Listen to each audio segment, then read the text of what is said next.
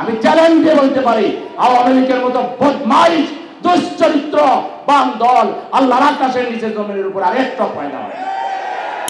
100টা মেয়ের চরিত্র হনন করে দর্শনের সেঞ্চুরি পালন করেছে। একদলীয় বাকশাল কায়েম করেছিল, সব পত্রিকা নিষিদ্ধ করে দিয়েছিল। ফ্যাসিবাদ মুক্ত এই বাংলাদেশে আমরা অন্তত আগামী বাংলাদেশ আমরা কিভাবে গঠন করব, আগামী বাংলাদেশকে কিভাবে স্থায়ীভাবে ফ্যাসিবাদ মুক্ত করা যায় এবং বাংলাদেশের বিভিন্ন সেক্টরকে কিভাবে গড়ে নিরঙ্কুশ করার জন্য সকল প্রকার আধিপত্যবাদী শক্তির তাবা থেকে বাংলাদেশের ভূখণ্ডের প্রতিটি ইঞ্চি মাটিকে হেফাজত করার জন্য আমরা বাংলাদেশের জনগণ এখন ঐক্যবদ্ধ।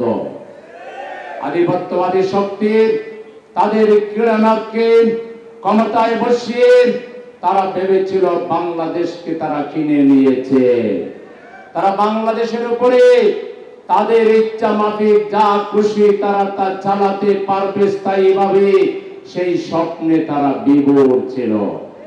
কিন্তু তারা জানে না বাংলাদেশের জনগণ কতটা সঠিক সিদ্ধান্ত নিতে পারে, সময়ের সিদ্ধান্ত সময়ে কিভাবে তারা নিতে পারে সেটা মাত্র জুলাই এবং আগস্টের এই 36 দিনের আন্দোলনে বাংলাদেশের ছাত্র সমাজ গণমানুষ সেটা প্রমাণ করে দিয়েছে।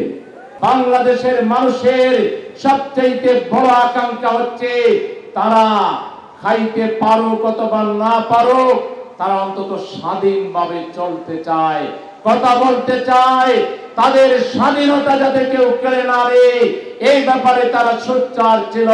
কোথাও কোনো ন্যায় বিচার ছিল না, মাইট ইজ রাইট চালু করা হয়েছিল। এটা আমি শুধু ওই 15.5 বছরের কথা বলছি না, 72 থেকে 75 এবং বিভিন্ন সময়ে এই রাষ্ট্রকে যারা শাসন করেছে তারা কেউই এই রাষ্ট্রের উন্নতির জন্য, মঙ্গলের জন্য, এই রাষ্ট্রের প্রতিটা নাগরিকের কল্যাণের জন্য এই ধরনের কোন কার্যকর পরিকল্পনা শাসক গোষ্ঠী নিতে পারে নাই।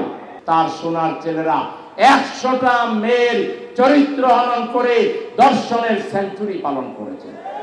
এত বড় বদমাইশ দল আল্লাহর আকাশের নিচে জমিনের উপরে পৃথিবীতে আর একটাও নাই। আমি চ্যালেঞ্জ দিয়ে বলতে পারি, আমি চ্যালেঞ্জ দিয়ে বলতে পারি, আওয়ামী লীগের মতো বদমাইশ দুশ্চরিত্র বাম দল আল্লাহর আকাশের নিচে জমিনের উপর আর একটা পয়দা হয়। এরাই তারা জোরপূর্বক ক্ষমতাকে বারবার একদলীয় বাকশাল কায়েম করেছিল না, একদলীয় বাকশাল কায়েম করেছিল, সব পত্রিকা নিষিদ্ধ করে দিয়েছিল। তারা বাংলাদেশকে তাদের পৈতৃক সম্পত্তি বানিয়েছিল। আর এই শেখ হাসিনা এসে কয় আমি গণতন্ত্রের মানুষ না, কয় যে আমি সাংঘাতিকভাবে জনগণের ভোটে বিশ্বাস করি। আর দিনের ভোট দেয় হলো রাত্রে, আগের দিন রাত্রে ভোট হয়।